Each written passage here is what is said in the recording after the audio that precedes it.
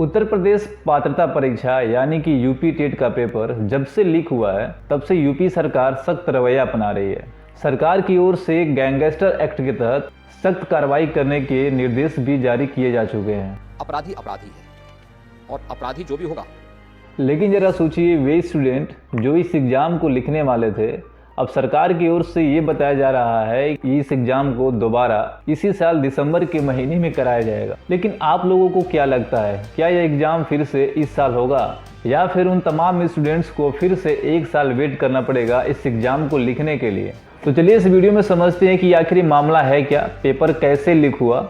और आप लोगों से रिक्वेस्ट है कि वीडियो को पूरा देखिएगा और वीडियो को लाइक कीजिए ताकि ये वीडियो ज़्यादा से ज़्यादा लोगों के पास पहुंच सके। देखिए, पेपर लीक को लेकर जानकारी सामने आ रही है कि पेपर एग्जाम सेंटर से लीक नहीं हुआ है। अब सवाल ये है कि जब पेपर एग्जाम सेंटर से लीक नहीं हुआ तो आखिर ये लीक हुआ कहाँ से? तब इसको समझने के लिए हमें 3 स्टेजेस पर फोकस करना होगा। तो आइए समझते हैं कि पेपर लीक होने का रूट क्या है, कहाँ और कैसे पेपर लीक होता है। देखिए, जिस एग्जाम से 20 लाख छात्रों का भविष्य जुड़ा हो, जिस एग्जाम में सफल होकर लाखों छात्र अपना भविष्य बनाते हो और जिस एग्जाम की सफलता इस बात की गारंटी होती है कि आने वाले सालों में छात्रों की पूरी शिक्षा उनके हाथों में होगी, तो इतने बड़े प्रतिष्ठित एग्जाम में सेंधामारी हुई कैसे? देखिए, यूपी टेट यानी Uttar Pradesh teacher eligibility test में ये बताया जा रहा है कि इसके पीछे सालवर गैंग का हाथ। अब ये सालवर गैंग है क्या? तो बेसिकली यह गैंग स्टूडेंट्स पर कोचिंग क्लासेस से ही नजर बनाए रखता है और जैसे जैसे एग्जाम करीब आता है ये लोग उनको नौकरी देने का वादा करते हैं और यह गैंग खास करके SC एंड ST कैटेगरी के स्टूडेंट्स को ही टारगेट करता है।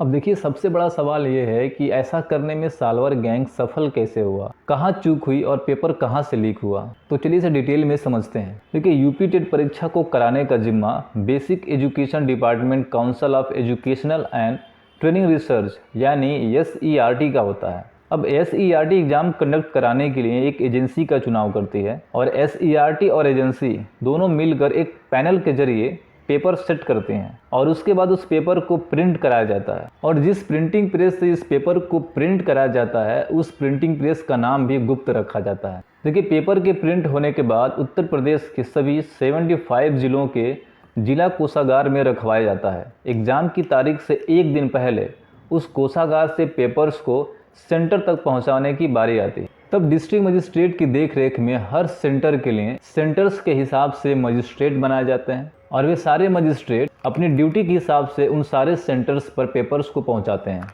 एग्जाम सेंटर पर तैनात स्टेट मजिस्ट्रेट की मौजूदगी में पेपर का सील बंद लिफाफा खोला जाता है।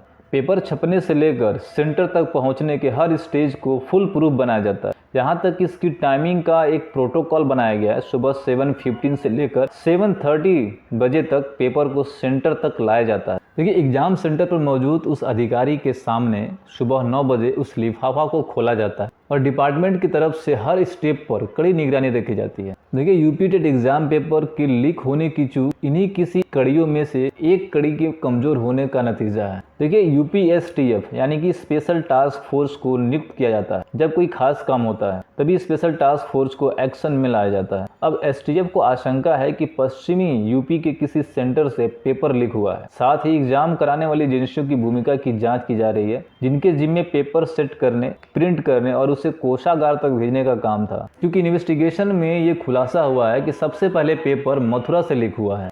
देखिए, एग्जाम से एक दिन पहले शाम 6:30 बजे मथुरा से पेपर सालवर गैंग के पास पहुंचा और 5 लाख में पेपर को लिया गया। सालवर गैंग ने 60 छात्रों से 50-50 हज़ार रुपये एडवांस लेकर पेपर दिया। इसके बाद रात 10 बजे आगरा प्रयागराज में भी पेपर की बिक्री शुरू हो और ये बात जैसे ही पुलिस को पता चली, पुलिस सर्विलांस बढ़ानी शुरू कर दी। सर्विलांस की मदद से बेसिकली किसी भी अपराधी की करंट लोकेशन का पता किया जा सकता, लेकिन पुलिस की पकड़ से अभी भी सरगना फरार है। पुलिस अभी भी ढूंढ रही है। हालांकि इस पेपर लीक कांड में सालवर गैंग का एक आदमी जिसका नाम धर्मेंद्र बताया जा रहा है, उसको पुलिस ने पकड़ लिया। अब आप लोग अपनी राय हमें कमेंट बॉक्स में बता सकते हैं और ये भी बताइए कि आखिर में सिर्फ यूपी में ही इतने पेपर लीक क्यों होते हैं। अगर आपको इसका नॉलेज है, जानकारी है तो हमें कमेंट करके बताइए।